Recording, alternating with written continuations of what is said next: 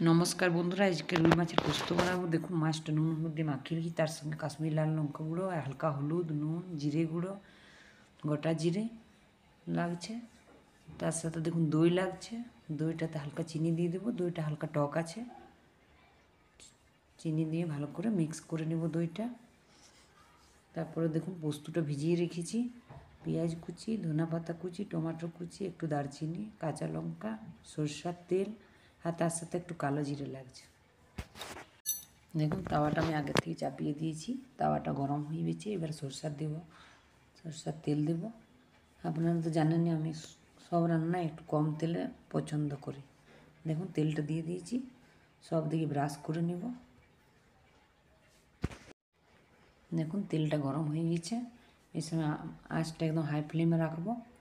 মাছগুলো একটু একটু করে দিয়ে দেব। ফ্রাই প্যানে মাছটা খুব ভালো ভাজা যায়, বা তেলটাও খুব কম লাগে। দেখুন ভাজাটা হয়ে গেছে একদিকটা। এবার উল্টে নেব। তিনটা মাছ উল্টে নেব এরকম করে। তারপর ওই পিঠটা ভালো করে ভেজে নেব।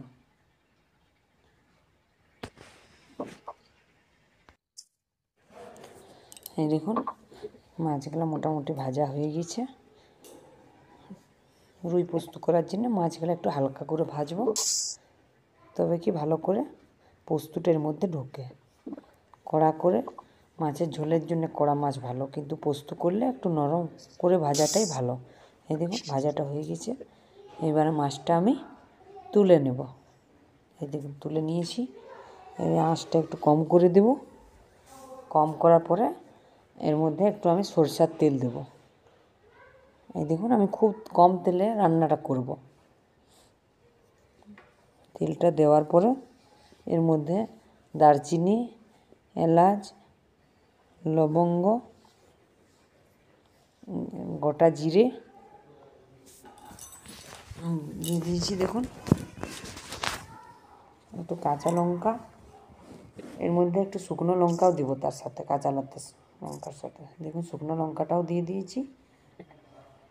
আচ্ছা একটু ভুলে গিয়েছিলাম, একটু কালো জিরে দিলে ভালো হয়। একটু কালো জিরাও এর মধ্যে দিয়ে দেবো। দেখুন কালো জিরাটাও দিয়ে দিয়েছি।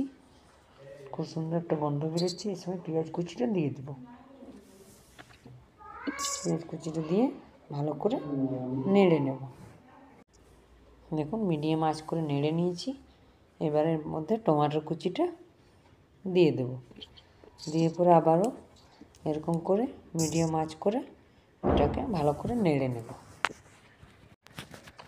এই দেখুন ভাজাটা মোটামুটি হয়ে গেছে।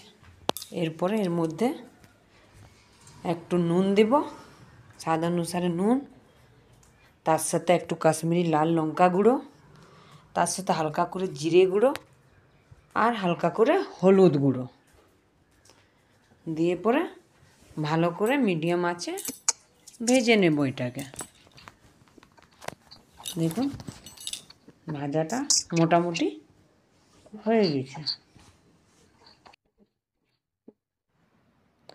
এই দেখুন পোস্ত আর লঙ্কাটা বেটেছিলাম, সেটা ভালো করে মিক্স করে নিয়েছি। মিক্স করার পরে এদিকে এটাও মোটামুটি ভাজাটা হয়ে গেছে। এবারে এর মধ্যে পোস্ত আর যেটা দই ছিল সেটা দিয়ে দিলাম। দেওয়ার পরে ভালো করে এটাকে মিক্স করে নেব। আঁচটা মিডিয়ামে রাখবো।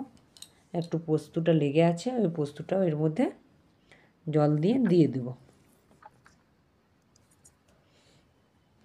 দেখুন দেওয়ার পরে ভালো করে এটাকে ভেজে নেব।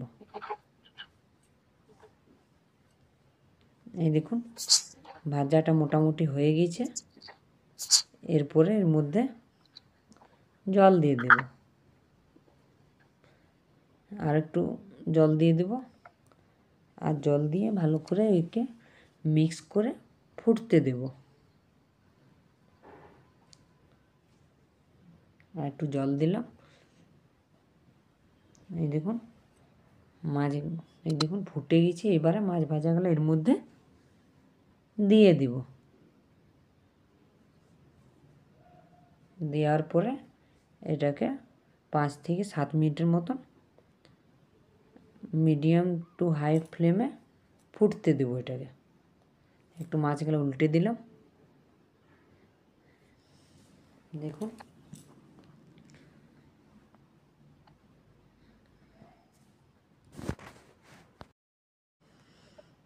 দেখুন ফুটে গেছে,